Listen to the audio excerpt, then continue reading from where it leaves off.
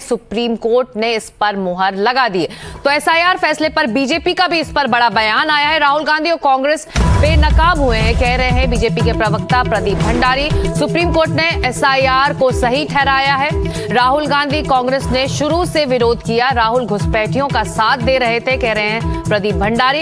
राहुल गांधी ने देश विरोधी काम किया है, राहुल ने लोकतंत्र को बदनाम किया है। राहुल गांधी और कांग्रेस देश से माफी मांगे। और इस वक्त हमारे साथ सीधे फोन लाइन पर जुड़ रहे हैं प्रदीप भंडारी। चलते हैं सीधे प्रदीप के पास। प्रदीप, आपकी प्रतिक्रिया हमने अपने दर्शकों को सुनाई। बहुत बड़ा फैसला, सुप्रीम कोर्ट की मुहर एसआईआर पर लग गई है। एक अब चुनावी मुद्दा नहीं है, ये जो कुछ हुआ है संविधान के तहत हुआ है। राहुल गांधी और कांग्रेस पार्टी हमेशा से कहती हुई आई थी, राहुल गांधी ने खुद ने ट्वीट करा था कि एसआईआर एक एंटी नेशनल एक्ट है।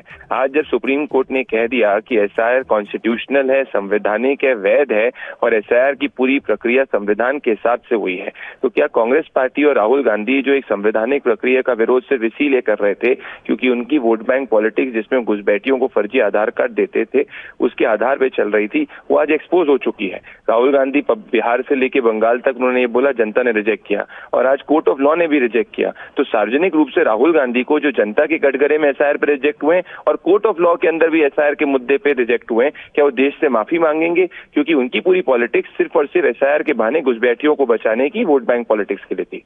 प्रदीप, आप सीधा सवाल कर रहे हैं कांग्रेस और राहुल गांधी से, लेकिन बंगाल में चुनावों के दौरान टीएमसी की तरफ से भी कुछ इसी तरह का बयान आया था। उससे पहले बिहार में भी आरजेडी ने ऐसा ही कुछ कहा था। उनके लिए आज कोई जवाब आपके पास?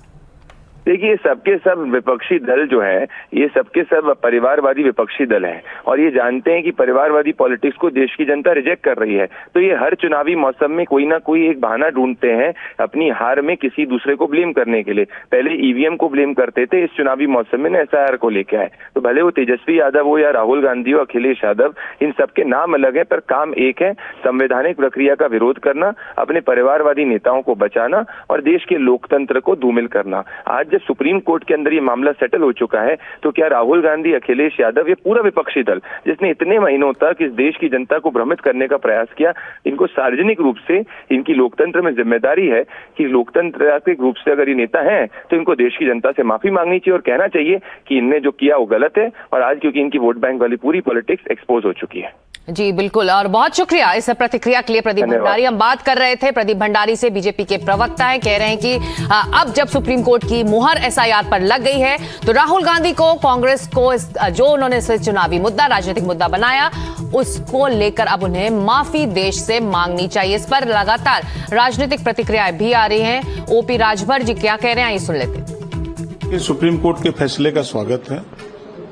क्योंकि संविधान में चुनाव आयोग स्वतंत्र है, उसके पास अधिकार है एसआईआर कराने का, उस पे मुहर सुप्रीम कोर्ट ने लगा दी है। विपक्ष के लोग अनर्गल बयानबाजी करते हैं, संविधान के दायरे में अगर कोई काम हो रहा तो उसका भी विरोध करते हैं। उम्मीद थी, हमारी चिंता किस बात की थी, और आप लोग भी वाकिफ हैं, आज भी लाखों लोग बंगाल में बाहर हैं, महज चंद 100 लोगों के हक में उनका इंक्लूजन हुआ।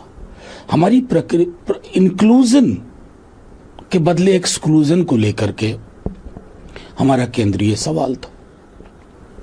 हमने इलेक्शन कमीशन के अधिकार को चुनौती नहीं दी।